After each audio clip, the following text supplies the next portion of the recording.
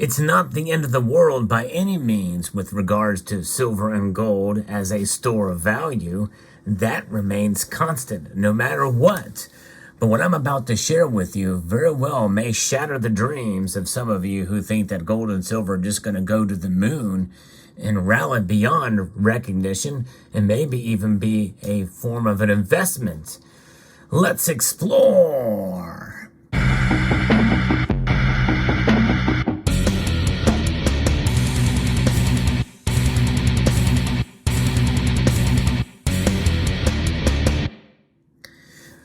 Whenever we stack gold and silver, we must think of it in a different way than most other investments out there. Most of you know that I don't like to use that word investment with regards to gold and silver. However, in the very general sense of the word, yes, gold and silver are an investment in your future as a store of value, as a way to protect your purchasing power, a wealth preservation device.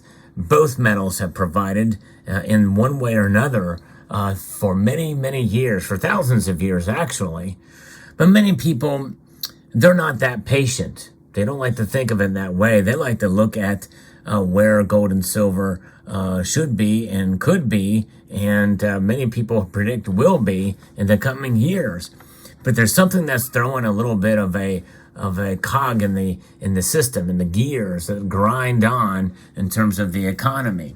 Something that has been a thorn in the side for many stackers for a number of years. Well, maybe even since about 2016, 2017, when the price of this other commodity has broken through, if you want to use that term. But in reality, it doesn't even exist. That's right. I'm not talking about NFTs. I'm talking about cryptocurrencies, specifically Bitcoin right now. Bitcoin is on fire, and it is coming back with a vengeance in spite of what we have seen and of the news about certain exchanges, especially FTX, what's happening with that scandal there with its founder.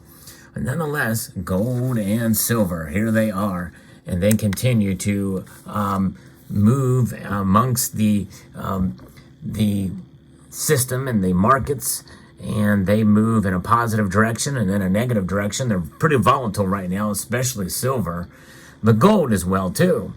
And people get impatient. They get impatient with the metal when it doesn't do exactly what they think it should do, and they abandon it. They decide, well, we're gonna go ahead and look somewhere else, and it's understandable why people could come to that conclusion, and they get impatient and want to leave. But that's not how you should look at gold and silver. It is something that will do well when markets go bad, when the economy goes bad, or when there's uncertainty in the economy. And that's not so much for Bitcoin. Bitcoin is seen, and cryptocurrencies are seen as decentralized, but in a sense, in reality, there's much more chance that they can be regulated out of existence, really, to an extent. They can't do that with gold and silver. I'm not anti-Bitcoin. I'm not anti-cryptocurrencies.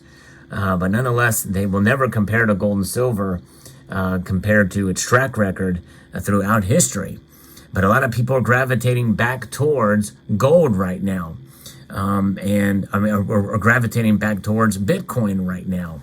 And many people feel that money that has gone towards gold and silver, but especially gold, will move to Bitcoin again, repeating the same cycle that we saw before, which is why many people feel that is what hindered gold and silver's performance at one point in time. So what does this mean? This means that we will probably continue to see volatility in the markets, but we may see maybe stifled performance for gold and silver in the coming year if this bull run on Bitcoin continues.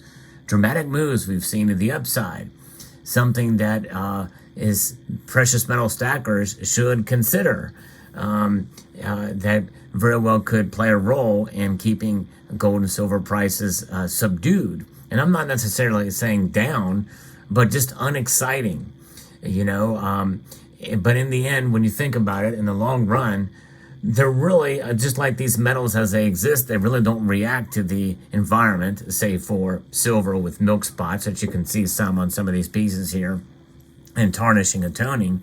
But aside from that, the properties of the metals maintain, and they do not react. And so with that being said, it's not very exciting.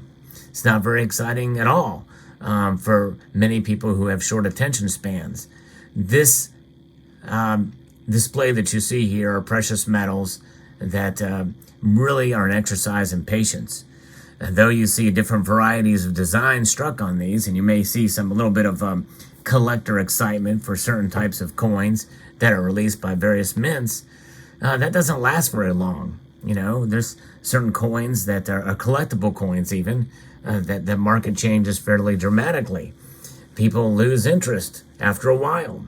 And it seems to be the case, at least in the past, with gold and silver. A lot of money has been really gravitating towards these exciting assets, with the cryptocurrencies and the cryptosphere. And that's something that has really captivated people in time. And I think that is probably something that is going to continue to be the case. And yet another cycle of bullish cryptocurrency movements here. Apparently this scandal has had very little effect in recent weeks here as these cryptocurrencies have gone up dramatically. So that means that gold and silver very well could suffer, and we may see these hopes for high gold and silver prices crushed in the coming year if this continues at an increased pace, because that's a lot of money that's not going into gold and silver, where many people have seen a movement away on the back end of this scandal.